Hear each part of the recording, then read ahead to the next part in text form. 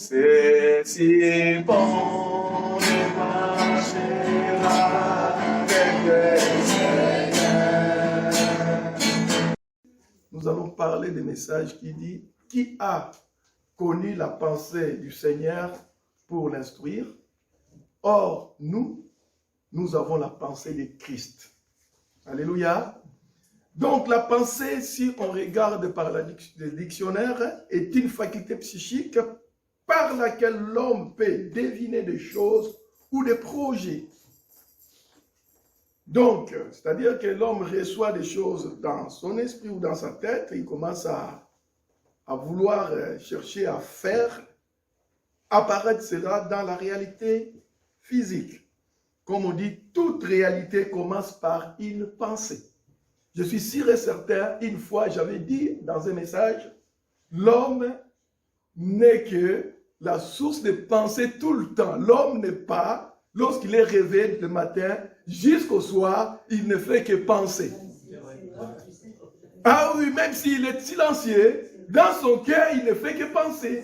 Il pense, il pense, il pense. Des fois, même dans les dodos, il y a encore des rêves. Donc, l'homme est vraiment dans les pensées. C'est pour ça, des fois, Dieu nous dit dans ses pensées, mettons ses louanges aussi. Alléluia. Des fois, au lieu de penser à des choses mauvaises, mettons des louanges, chantons des louanges de Dieu tout le temps, tout le temps. Et ça sera toujours continuellement dans nos cœurs et nous ne penserons pas à des choses qui ne sont pas bonnes. Et la pensée, ce que je parle ici, c'est la pensée de Dieu.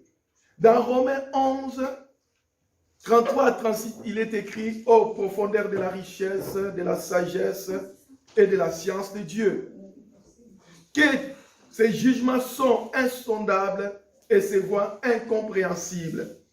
Car qui a connu la pensée du Seigneur ou qui a été son conseiller, qui lui a donné le premier pour qu'on lui ait à recevoir en retour? C'est de lui, par lui et pour lui que sont toutes choses. À lui la gloire dans tous les siècles. Amen. Mais bien aimés, nous voyons que l'homme ne peut arriver à la hauteur de sa richesse, de la richesse de Dieu, de sa sagesse et même de sa science. Et plusieurs passages dans l'Ancien Testament nous le confirment. Nous confirment que l'homme ne peut pas arriver à la hauteur de Dieu. Par exemple, dans Ésaïe 55, 8 à 9, il est écrit « Car mes pensées ne sont pas vos pensées, et vos voix ne sont pas mes voix, dit l'Éternel.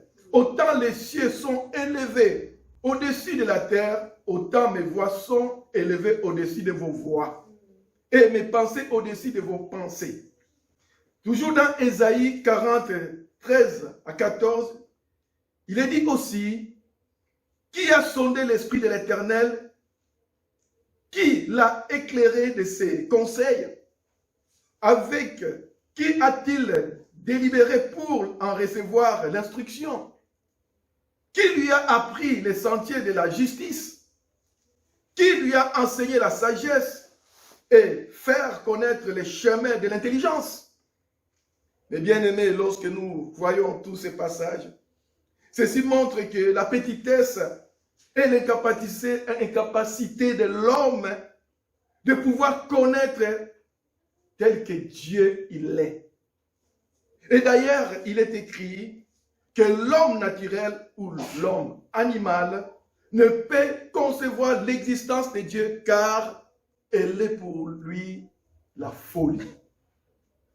La parole de Dieu nous dit clairement que les choses de Dieu, l'homme naturel ne peut pas concevoir cela parce que pour lui, c'est quelque chose qui le surpasse. L'homme naturel peut être instruit, même très intelligent, mais pour ce qui est la parole de Dieu ou les écritures que Dieu a données, mes bien-aimés, ça lui échappe.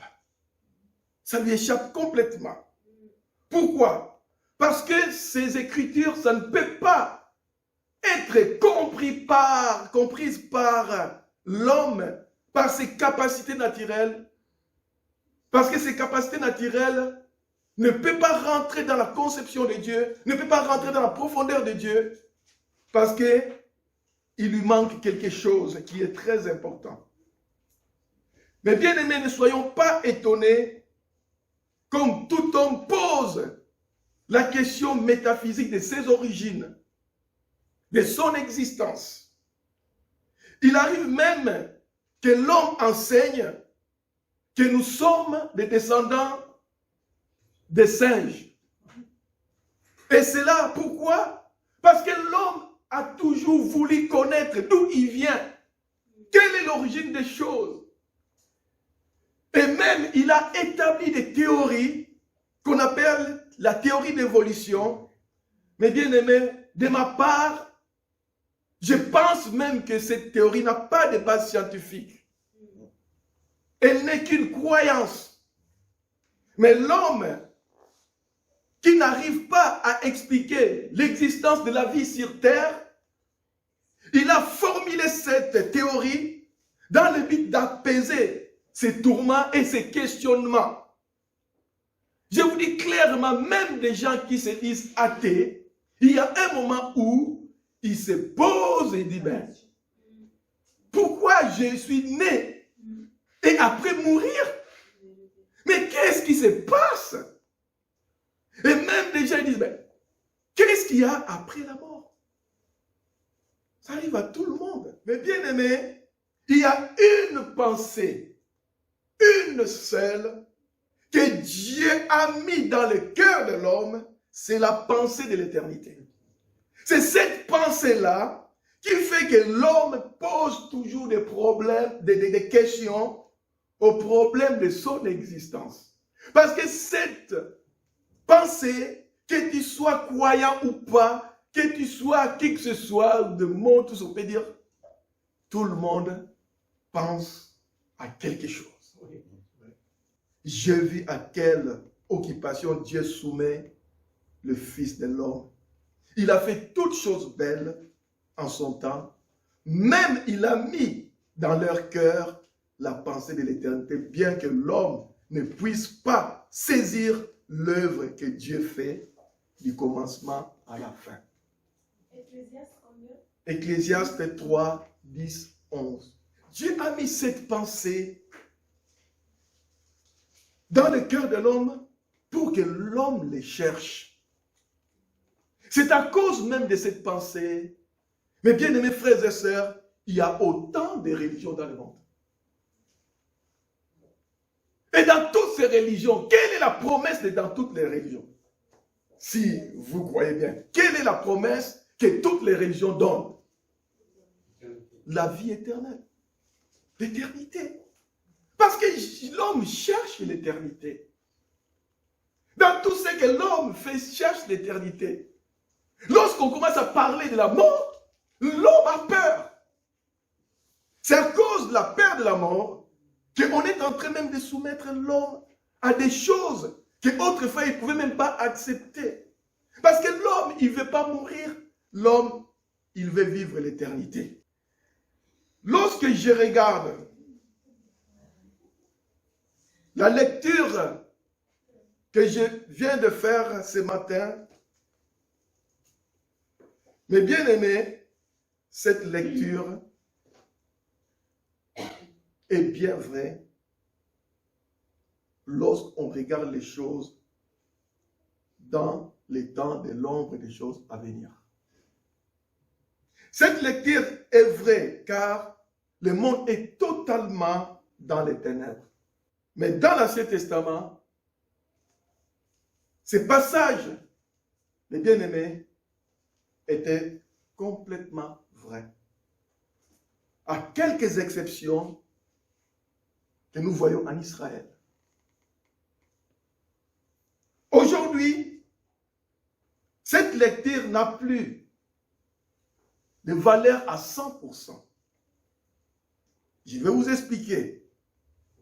Pourquoi je dis que cette parole n'a plus sa valeur à 100%? Car Dieu, dans son amour et sa miséricorde, a envoyé dans le monde la lumière afin que l'homme puisse saisir ses voies et ses pensées. Alléluia. La parole de Dieu nous dit dans Jean 1, 9, 11, « Cette lumière était la véritable lumière qui, venant dans le monde, éclaire tout homme. Elle était dans le monde et le monde a été fait par elle. Et le monde ne l'a point connue. Elle est venue chez les siens ne l'ont point reçue.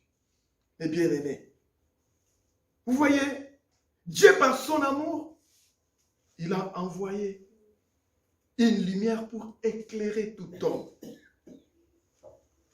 Aujourd'hui, le monde ne peut pas atteindre les pensées et les voies de Dieu parce que le monde a rejeté la lumière de sa révélation. Le monde a rejeté la lumière de la révélation de Dieu. Ce qui me donne de l'espérance parce que, mes bien-aimés, il y a dans ce monde aujourd'hui une particularité de personnes qui l'ont choisi et qui ont cru en son nom. Et ces personnes-là, ils ont reçu la capacité de rentrer dans les pensées de Dieu et rentrer même dans les voies de Dieu. Alléluia. Amen. Et je dis clairement, il est écrit dans Jean 1, 12, mais à tous ceux qui l'ont reçu, à tous ceux qui croient en son nom, elle a donné le pouvoir de devenir enfants de Dieu. Alléluia. Alléluia. Lesquels sont nés non du sang, ni de la volonté de la chair, ni de la volonté de l'homme, mais de Dieu. Alléluia.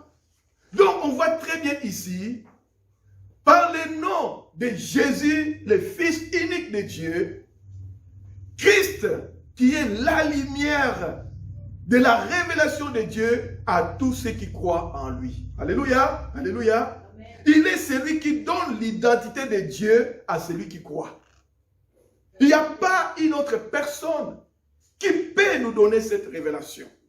Il n'y a que Christ seul que Dieu a envoyé pour que nous puissions rentrer dans les voies de Dieu, pour que nous puissions rentrer dans les voies de Dieu. Il est dit dans Colossiens 1, 15, 17, le Fils est l'image visible et l'image de Dieu invisible, le premier-né de toute la création, car en lui a été toutes choses qui sont dans les cieux et sur la terre, les visibles et les invisibles. Trône, dignité, domination, autorité. Tout a été créé par lui et pour lui. Il est avant toute chose et toute chose subsiste en lui. Alléluia. Amen. Donc, Christ, il est Dieu. Il est celui qu'on appelle Dieu. Et même, si nous regardons dans Ésaïe, il est dit, son nom est Emmanuel. Alléluia. Amen. Son nom est Emmanuel, Dieu avec nous. Il a fallu que Dieu lui-même vienne dans le monde pour nous faire rentrer dans ses voies, pour nous faire rentrer dans ses pensées. Mais il y a seulement une condition, que lorsque tu les reçois, et en ce moment-là, mes bien-aimés, les paroles que nous avons entendues tout à l'heure, ça ne nous concerne plus. Parce que nous sommes rentrés dans la maison de notre Père. Alléluia. Christ est le Dieu véritable qui tient toutes choses entre ses mains, les visibles et les invisibles. Et lorsque nous avons saisi Christ dans nos vies, en ce moment-là, tout ce qui n'était pas pénétrable en nous, tout ce que nous ne pouvons pas saisir de Dieu, nous commençons à les saisir. Nous le commençons pourquoi? Parce que nous avons Christ en nous. Alléluia. Christ nous donne maintenant l'identité des enfants de Dieu. Étant donné que nous sommes des enfants de Dieu, nous sommes devenus de la même nature que Dieu. Étant donné que nous sommes devenus de la même nature que Dieu, nous commençons à comprendre les pensées et les voies de Dieu. Alléluia. Amen. Oui, mes bien-aimés, il est dit dans Colossiens 1, 26-27, le mystère caché de tous les temps et dans tous les âges, mais révélé maintenant à ses saints. Ces saints, c'est qui? C'est nous qui croyons en lui. Alléluia. Les saints ne sont pas les gens qui sont morts canonisés. C'est nous qui sommes vivants ici. Amen. Dieu nous l'a révélé en Christ. Alléluia. Il nous a révélé des choses cachées, des choses mystérieuses. Dieu a voulu nous faire connaître cela parce qu'il nous aime. Alléluia.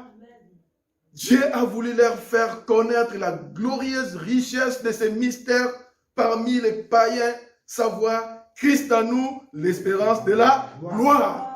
Alléluia. Alléluia.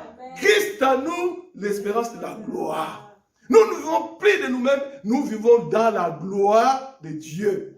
Comme Paul a dit, si je me glorifie en Christ. Alléluia. En Dieu, en Christ, c'est la même chose. Nous sommes vraiment rentrés dans la pensée de Dieu. Nous sommes rentrés vraiment dans la voie de Dieu. Car Christ dit dans Jean 15, 15, « Je ne vous appelle plus serviteur, parce que le serviteur ne sait pas ce que fait son maître. Mais je vous ai appelé ami, parce que je vous ai fait connaître tout ce que j'ai appris de mon Père. » Alléluia. Il a dit, je vous ai fait apprendre tout ce que j'ai appris de mon Père. Alléluia. Alors on ne peut pas dire que nous ne connaissons pas la voix de Dieu.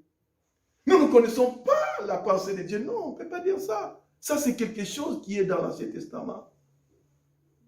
Dans le Nouveau Testament, nous connaissons en Jésus. Alléluia. En Jésus, nous a ouvert la voie de Dieu. En Jésus nous a fait rentrer dans la pensée de Dieu.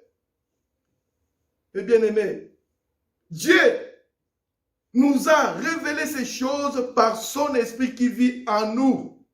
Car l'esprit sonde tout, même les profondeurs de Dieu. 1 Corinthiens 2, 10. Et il est dit dans 2 Timothée 1, 7, ce n'est pas un esprit de timidité que Dieu nous a donné.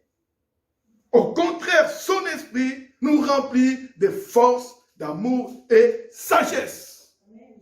Alléluia. Amen. Oui. Oh.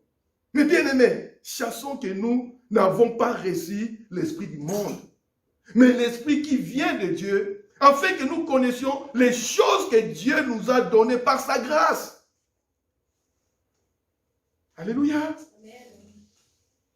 Et nous en parlons non avec des discours qu'enseigne la sagesse humaine, mais avec ce qu'enseigne l'esprit, en employant un langage spirituel pour les choses spirituelles. Alléluia. Et l'homme sans l'esprit de Dieu ne peut pas concevoir toutes ces choses. C'est très éloigné pour lui. Et c'est inadmissible. Et lorsque tu discutes avec les gens et les gens disent, oh non, moi je ne crois pas. C'est normal. C'est par l'esprit de Dieu que nous connaissons Dieu. Si nous n'avons pas l'esprit de Dieu, nous ne pouvons pas connaître Dieu. C'est impossible. Les bien-aimés. Ayant reçu l'esprit qui vient de Dieu, nous ne voyons plus les choses comme le monde voit. Alléluia. Car nous avons reçu une sagesse qui n'est pas de ces siècles, ni des chefs de ces siècles qui vont être réduits à l'impuissance. Mais bien aimés, cette sagesse renouvelle notre intelligence pour que nous puissions discerner ce qui est la volonté de Dieu. Cette volonté de Dieu qui est, mes bien aimés, bon, agréable et parfait. Mais le monde ne peut pas concevoir les choses comme ça. Sans l'intelligence renouvelée par le Saint-Esprit, l'homme est complètement dans les ténèbres et il vit comme un animal, il vit et il marche selon les désirs de son âme en faisant des choses qui sont abominables devant Dieu. Parce que c'est par l'Esprit de Dieu qu'on reconnaît ce qui est bon, agréable et parfait. Si on n'a pas l'Esprit de Dieu, on ne peut pas connaître toutes ces choses. Il nous donne l'esprit de discernement, de discerner les choses. Mais l'homme, en lui, n'a pas la conscience du péché dans son cœur. La notion du péché vient dans le cœur de l'homme lorsque l'homme reçoit la révélation de Dieu dans son cœur. Et cette histoire se trouve dans Luc 15, 11 à 31. Et ceux qui lisent la Bible, ils connaissent bien cette histoire. Et cette histoire, ça illustre bien, et nous allons regarder ensemble, la nature de l'homme. Il est dit ceci, c'est Jésus qui parle. Il dit encore, un homme avait deux fils. Le plus jeune dit à son père, mon père, donne-moi la part de mes biens qui doit me revenir. Et le père lui partagea son bien.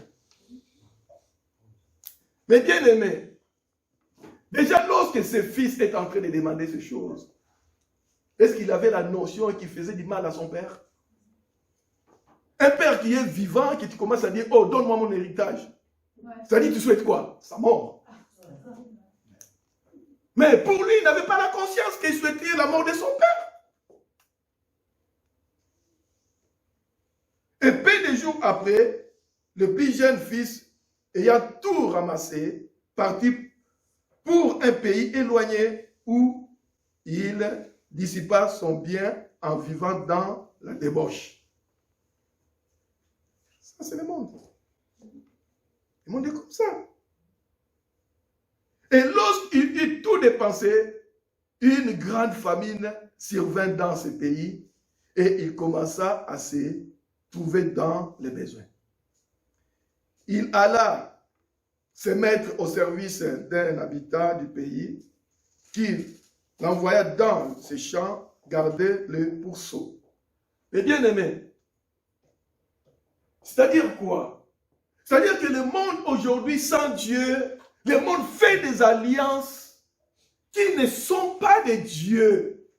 Vous savez, pour un juif, aller travailler là où il y a des pourceaux, c'est une grande abomination. Et Dieu veut nous faire voir que le monde est maintenant en train de travailler des enfants que vous voyez là, qui sont des enfants de la rébellion. Ils sont en train de travailler dans des trucs de l'abomination où il y a un habitant de ce monde qui les a fait soumettre à ces choses. Mais est-ce qu'ils sont conscients de ça? Non. Demande à quelqu'un, ah oui, tu as fait ça, tu as péché. Il dit, j'ai péché contre qui? Je ne péche pas, je fais de ma vie ce que je veux. Et il aurait bien voulu se rassasier des carouges qui mangeaient les pourceaux, mais personne ne lui en donnait. Voici maintenant quelque chose qui est bon. La révélation. Alléluia.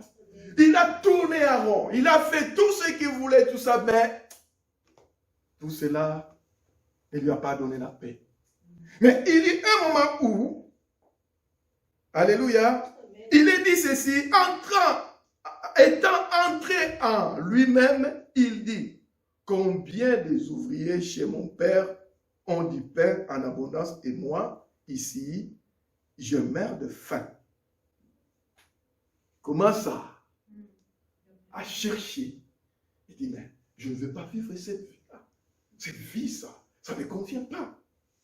Mais bien aimé, que vous ne voulez pas tous ces gens-là que vous voyez, ils sont tourmentés jour et nuit.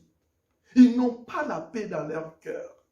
Il reste que ces gens puissent rentrer en eux-mêmes et qu'ils cherchent la face de Dieu comme ses fils prodigues. Et il dit ceci, je me lèverai, j'irai vers mon Père et je lui dirai, mon Père, j'ai péché contre le ciel et contre toi. Alléluia. Ce n'est qu'après avoir passé tout ça, lorsqu'il dilapidait son argent, il faisait tout ce qu'il veut, il ne pensait pas qu'il avait péché. C'est ça le monde. Ils font toutes ces choses-là pour eux, la notion de péché. C'est pas ça. Mais il faut qu'ils puissent rentrer en eux-mêmes pour qu'ils puissent comprendre et qu'ils puissent avoir la révélation de Dieu, pour qu'ils comprennent l'amour du Père. Ce fils, il a compris en ce moment-là que son Père était bon. Alléluia. Et il a compris qu'il a désobéi à son Père. Lorsqu'il a eu la révélation de qui est son Père, et c'est en ce moment-là qu'il a dit, mon Père, j'irai vers mon Père et je lui dirai, mon Père, j'ai péché contre le ciel et contre toi. Je ne suis plus digne d'être appelé ton fils. Traite-moi comme l'un de tes serviteurs. Ce n'est qu'en ce moment, ce fils a compris qui est son Père. Alléluia. Sans la repentance, l'homme n'arrivera jamais à comprendre qu'il pêche contre Dieu. Il faut qu'il y ait la révélation de l'amour du Père dans leur cœur pour qu'ils sachent qu'ils ont offensé Dieu. Et ils vous diront, ah mais moi je n'ai pas offensé Dieu. Et pourtant, la façon dont tout le monde vit là, ils offensent Dieu. Mais ils n'ont pas la notion. Il faut qu'il y ait la révélation. Alléluia. Il faut qu'il y ait cette révélation pour qu'ils puissent rentrer dans la voie de Dieu. Pour qu'ils puissent rentrer dans la pensée de Dieu. Et il s'éleva et alla vers son père. Comme il était encore loin, son père le vit et fit émis de compassion. Alléluia. Dieu, il est rempli de compassion pour nous.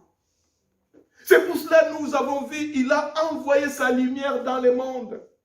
Afin que le monde qui vivait dans les ténèbres puisse voir cette lumière et que cette lumière puisse les éclairer et qu'ils rentrent dans la voie de Dieu ou la pensée de Dieu. Mais malheureusement, le monde n'a pas voulu. Et Dieu, il est rempli de miséricorde et de compassion pour sa créature merveilleuse. Il a couru, s'est jeté à son pied et l'embrassa. Le fils lui dit, mon père, j'ai péché contre le ciel et contre toi. Je ne suis plus digne d'être appelé ton fils. Mais le père dit à ses serviteurs, apportez vite les plus belles robes et revêtez-les, mettez-lui un anneau au doigt et des souliers aux pieds. Alléluia. Amen. Le père a rétabli la relation. Alléluia. Amen. À ce moment, ce fils a compris qui est son père. À ce moment, le fils a renoué cette relation qui a été cassée entre le père et le fils. Et le signe, l'anneau est mis sur son doigt. Alléluia. L'alliance est rétablie. Et à ce moment-là, ce fils, je vous dis clairement, il est appelé au nom de son père. À tous ceux qui l'ont reçu, il a donné le pouvoir de devenir enfant de Dieu. Amen. Alléluia. Et à ce moment, le fils a été rétabli, le fils de son père. Parce qu'il est passé, dans ce moment, il a reconnu qu'il n'était pas digne d'être appelé. Et le Père, dans sa miséricorde, lui a rendu tout ce qui est merveilleux. Ce fils, il a été perdu et aujourd'hui, il est retrouvé. Alléluia. Pour nous qui sommes devenus enfants de Dieu, notre Père nous a révélé ses pensées et ses voies. Afin que nous ne vivions plus dans les ténèbres de ce monde, mais à la lumière de sa gloire. Amen. Alléluia. Amen. Et à cette question qui a été posée dès le départ, car qui a la pensée de l'Éternel pour l'instruire? Mes bien-aimés, nous pouvons répondre, nous qui sommes avec Christ, nous pouvons répondre, hors nous nous avons la pensée de Christ. Alléluia. Nous connaissons la pensée de Christ. Nous qui sommes avec Christ, nous connaissons la pensée de Dieu. Nous connaissons la pensée de notre Seigneur. Celui qui a la pensée de Christ a la pensée de Dieu. Alléluia. Ce passage ne nous concerne pas. Ce passage concerne ceux qui sont encore dans les ténèbres, qui ne comprendront jamais la pensée de Dieu. Mais nous qui sommes avec Christ, nous avons la pensée de Dieu. Amen. Alléluia. Amen. Qui nous conduit à la lumière de la vie éternelle. Alléluia. À lui soit la gloire, l'honneur, la puissance pour des siècles des siècles. Amen. Amen. Soyez bénis.